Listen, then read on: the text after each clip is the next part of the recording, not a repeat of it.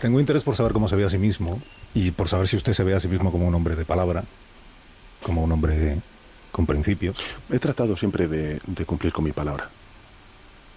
como un hombre sincero. Trato de serlo. ¿Y por qué nos ha mentido tanto entonces, presidente? Dígame usted en qué. Pandemia digital, desinfectando su cinismo.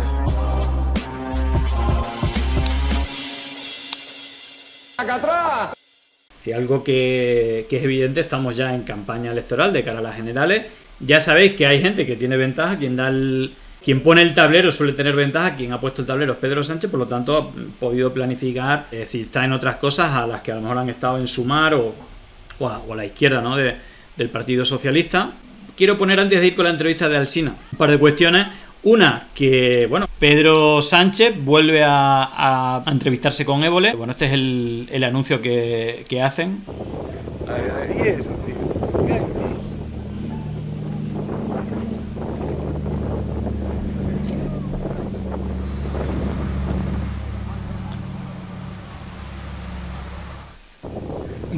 Y eso.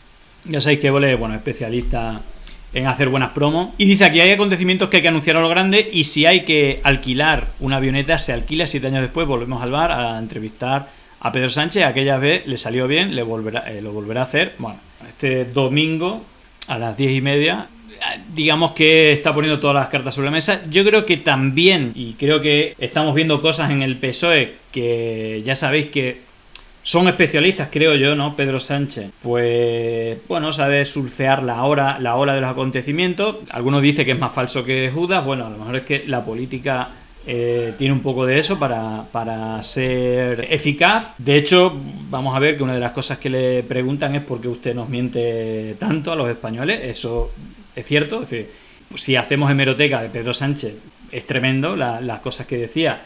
Comparar con las cosas que hace. Y también yo creo que es experto en... Bueno, o tiene asesores que le dicen por dónde tiene que ir, ¿no? Es decir, que más que por principios va por cuestión de sensibilidad. Vimos lo del chuletón. Somos capaces de salirse y convertirse en un auténtico cuñado cuando interesa. Lo vimos con lo del tema del chuletón, con esa campaña de desinformación con el asunto de las macrogranjas y Alberto Garzón, de manera totalmente lamentable, pero a lo mejor es lo que le daba rédito político en ese momento. Yo creo que en esa ocasión no le salió bien del todo. Hemos visto, no sé si lo habéis visto, que muchos portavoces del PSOE han publicado eso de gobiernos Bildu PSOE 0, gobiernos Vox y PP 140, de ayuntamientos, ¿no?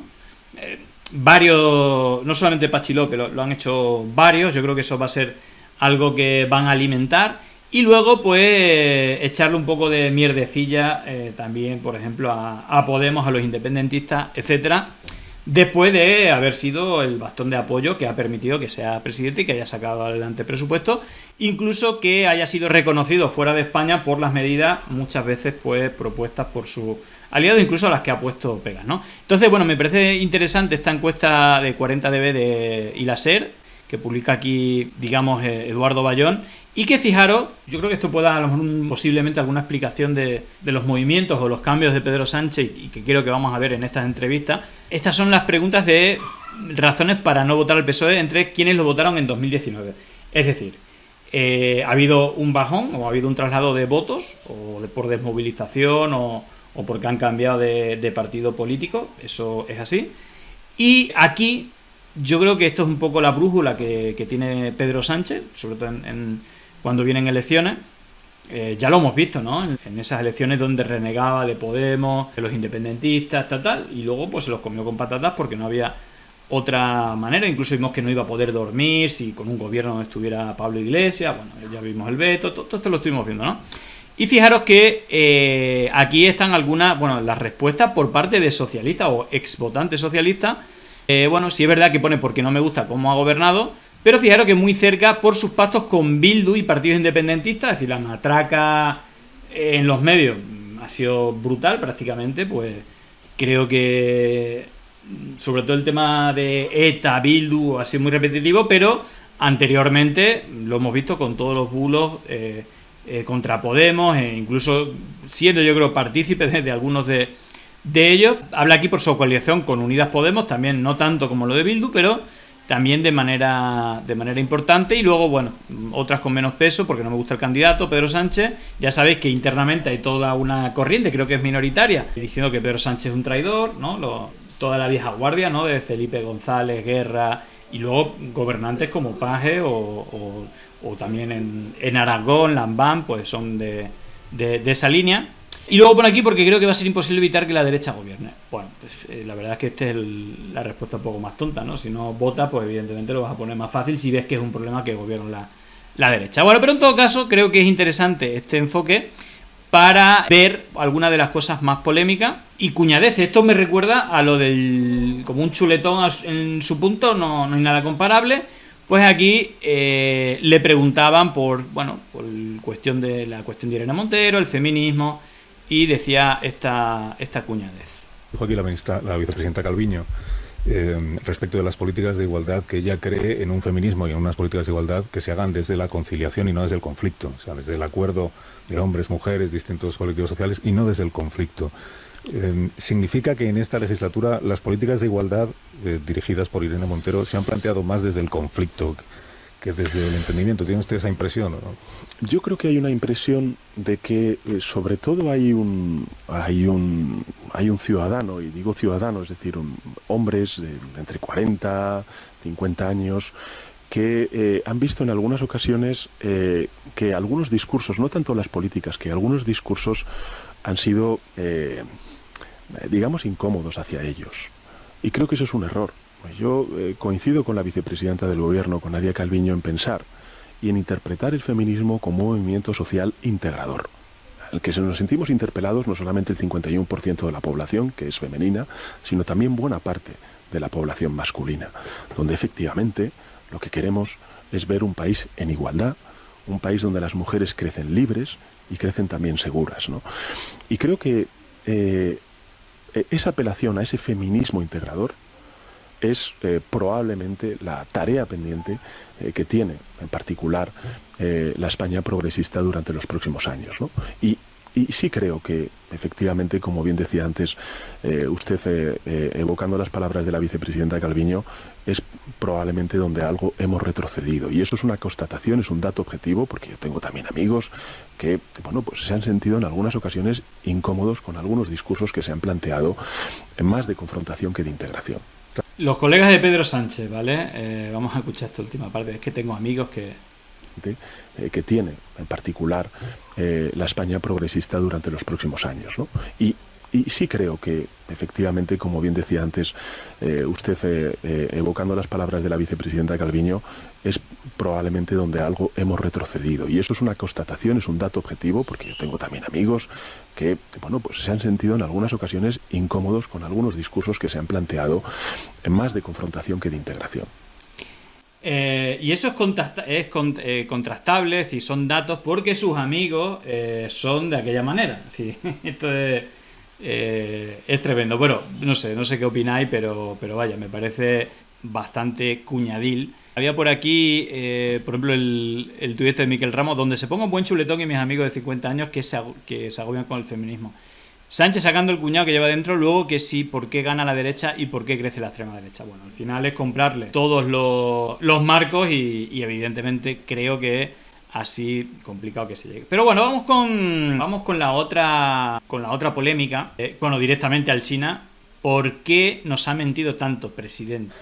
Tengo interés por saber cómo se ve a sí mismo y por saber si usted se ve a sí mismo como un hombre de palabra, como un hombre con principios. He tratado siempre de cumplir con mi palabra. Como un hombre sincero. Trato de serlo. ¿Y por qué nos ha mentido tanto entonces, presidente? Dígame usted en qué. A ver, si a mí me hace esa pregunta Pedro Sánchez, te la pone votando. Hay un listado tremendo. Luego vamos a ver que... luego hay que ver también el trato diferencial, ¿no? Cuando van otros candidatos, ¿no? Con Ayuso, de hecho, tengo por ahí un vídeo. Yo digo que se lo ponga fácil, pero que no vaya tan a degüello, es evidente, ¿no? Pero en todo caso, el punto débil de Pedro Sánchez es que ha mentido mucho. Y yo creo que esto es así, ¿no? Pero bueno, vamos a ver este momento que se ha hecho viral. Toda la derecha ha publicado esto, Alsina era TT1, bueno, en fin. Empiece. Tengo una lista larga. Prometió usted que si llegaba al gobierno promovería una reforma legal para que el gobierno no pudiera elegir magistrados del Tribunal Constitucional. Y asentaba ahí a su ministro de Justicia. Prometió usted combatir la colonización de las instituciones por parte de los partidos políticos. E hizo fiscal general del Estado a su ministra de Justicia. Lo anunció cuando todavía no había cesado como ministra de Justicia. Dijo usted, un político no puede indultar a otros políticos. Hay que acabar con eso. Indultó a todos los que pudo. ¿Quiere que siga? Bueno, yo en eso, Carlos, quiero decirle lo siguiente. ¿Quiere que siga? Pues hecho, sí, sigue, no, para. He tenido cambios de posición política en algunos asuntos de Estado, como pueda ser el tema catalán, que usted antes ha hecho referencia, sin duda alguna. Lo he tenido. Porque he tenido que tomar decisiones muy difíciles, muy arriesgadas, lo dije en algunas de mis comparecencias, y también muy complejas. Incluso yo estoy convencido de que hay oyentes de su cadena que pueden estar pensando no en votar al Partido Socialista, lo hicieron en 2019 y hoy no. ¿Veis lo que os decía? ¿Por qué no? Es decir, pregunta de 40dB a votantes del PSOE en 2019 que no votarían al PSOE. Le hacen esas preguntas y pues ahí aparece, bueno, el tema este de Unidas Podemos, el tema de Bildu, como importante. Entonces, bueno, pues es el momento de decir cuñadeces como estas, ¿no? Es decir, que intenta ganarle por ahí. Es verdad que la salida es buena la que está haciendo, porque quizás, bueno, desde un medio de derecha, desde un perfil de derecha como Alsina, vaya por esa vía. Yo iría por otra, ¿no? Porque es verdad que también ha habido un montón, por ejemplo, ¿no? Lo primero que voy a hacer nada más llegar es derogar la ley Mordaza. Esto lo ha dicho 40.000 veces y ahí está la ley Mordaza que ni se ha tocado. O sea, esto es una realidad y se podría seguir con varias cosas, ¿no? Pero igualmente, para un perfil de derecha, claro, lo de nunca negociaré o nunca pactaré con independentistas, nunca tal, bueno, pero es verdad que es buena salida y ahí hay un argumento que va a dar, que es clave, que es que en Cataluña, bueno, pues hay una, digamos, paz social muy alta comparada con todo lo que pasó anterior, que es un poco, digamos, lo que quiere escuchar a lo mejor un votante de derecha o de ley y orden, ¿no? Bueno. Precisamente por los indultos que hice a los líderes independentistas.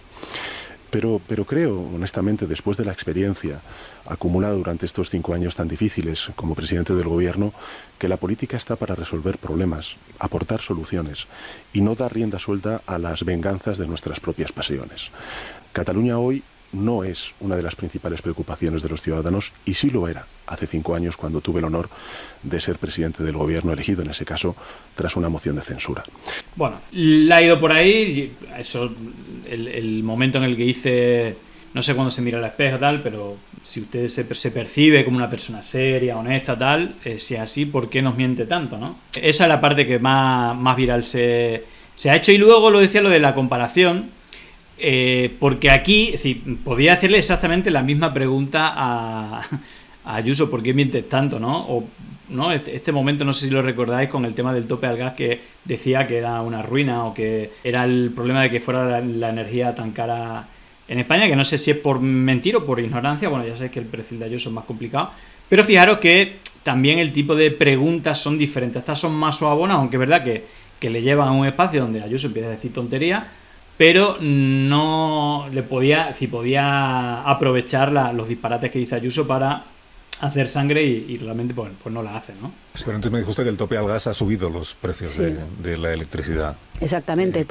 El tope al gas ha subido los precios de la electricidad, es que es de loco. ¿Cuánto? ¿Cómo los ha subido? Porque pues al final lo que hace es incrementar el uso del mismo gas y al final lo que ha hecho es incrementar los precios. Y lo que tenemos que hacer, yo creo, es desde luego reformas alternativas para que los ciudadanos puedan, por ejemplo, cambiar calderas por calderas de condensación, intentar estimular economía con nuevas bajadas de impuestos.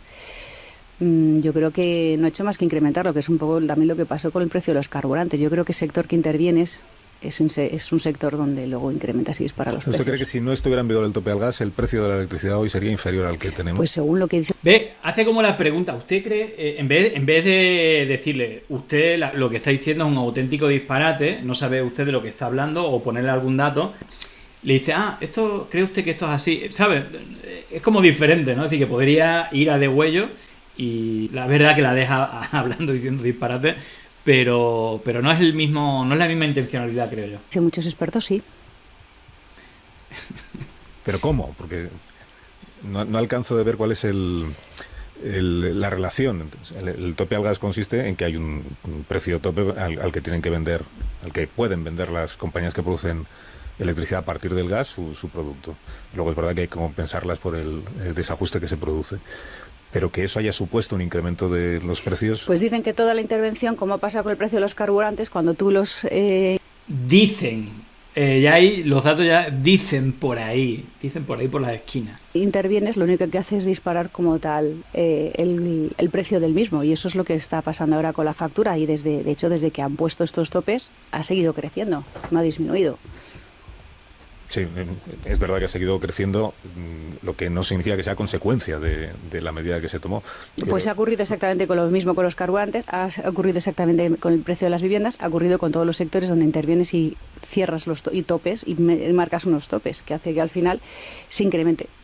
Mis contertulios están deseando participar en el programa, de hecho. Bueno, esto tiene un tiempo, yo creo que en el momento que fue la entrevista ya había empezado a bajar, evidentemente. Yo creo que ha vuelto a ir Ayuso, si no me equivoco, al programa. Ese corte podría ser para destrozarla, ¿no? Pero ¿otra habéis visto alguna de las entrevistas que le han hecho a Ayuso que le hayan sacado, por ejemplo, este tema, o que le han dicho por qué mientes o por qué dices esos disparates? Bueno, la realidad es que no. Bueno, para cerrar, hay que recordar este momento de Alsina. Se lo he visto a Diego FS, y este momento de Jesús Quintero, descanse en paz, con Alsina, bueno, es mágico, y claramente se ve en qué sitio también está Alsina, ¿no?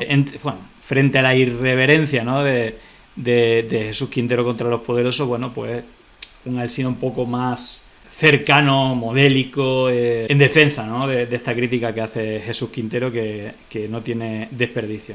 Lleno de bufones millonarios. Los informativos perdían... Es una crítica a los medios de comunicación, a la desinformación, un poco también lo que hablamos aquí en Pandemia y tal, el lamentable estado de los medios de comunicación, y bueno, al final eso pues un artefacto del poder para engañar a la gente y que sigan manteniendo ese estatus y que esos privilegios, y los políticos que defienden esos privilegios de esa minoría inferior al 1%, pues sigan triunfando, ¿no? Y aquellos que hacen unas políticas para las mayorías o que revierten esos privilegios, pues sean machacados, ¿no?, en los medios de comunicación. Bueno, fijaros esto de Jesús Quintero porque es épico, y la verdad es que el enfrentamiento con Alsina quedará para la historia. Rigor y credibilidad. Los debates eran gallineros en los que se imponía el guirigay, el grito, el golpe de efecto, las descalificaciones, los insultos y la más elemental falta de ética y respeto. Pero podría seguir en un libro que estoy escribiendo y que se llama Mis queridos hijos de puta. Bueno, oye, Jesús, te iba a preguntar por ese libro. Voy a contar lo que es la comunicación. Lo voy a contar de dentro, de las tripas del cine, las tripas de la televisión, donde hay una escenografía, donde hay atmósfera, donde hay clima, donde hay grandes preguntas. He tomado toda la comunicación. O a lo mejor, ahí viene Alsina. Es que hacen un producto que a ti te parece malo. Muy malo. Pero que a los espectadores les parece mejor que el producto que se hacía hace 20 años. La basura conecta con la basura. Tienes que tener en cuenta una cosa conecta también. Con la basura. Mira, Jesús. Es el momento de Belén. Cuando tú escribas ese libro que se va a llamar Mis queridos hijos de puta, sí, estoy pensando si llamarle hijo de la... ¿cuántos lectores quieres tener? No sé si, bueno, esto ya lo hemos puesto muchas veces, o varias veces. No sé si habéis escuchado, bueno, estoy pensando en si poner hijo de la gran... Bueno, tremendo. Un grande Jesús Quintero. Bueno, otro grande también a su manera para una parte de la sociedad también fallecida, ¿no? La persona también que le acompañaba y que también, bueno, pues tristemente ha fallecido en su última etapa cercano a Vox, pero bueno, también con una trayectoria reseñable y también con sus polémicas. En todo caso, bueno, pues Alsina ahí sigue, inamovible en Onda Cero, y bueno, pues haciéndose, creo que periodismo que puede ser un poco incómodo al entrevistado, pero sí que tiene cierto deje, bueno, un poco implícita en esa crítica que hacía Jesús Quintero de defensa de los medios, cómo actúan, digamos, que triunfan en la actualidad o que tienen presencia, que claramente le hace el juego a esas élites y a esos poderes. Así que bueno, hay que de ese momento inolvidable de Jesús Quintero. Y bueno. Llegó el momento de no estar callado, de desmontar inventos que vienen envenenados. Es contrainfo, que no es lo mismo. Pandemia digital, desinfectando su cinismo. Gracias por la suscripción, muchísimas gracias.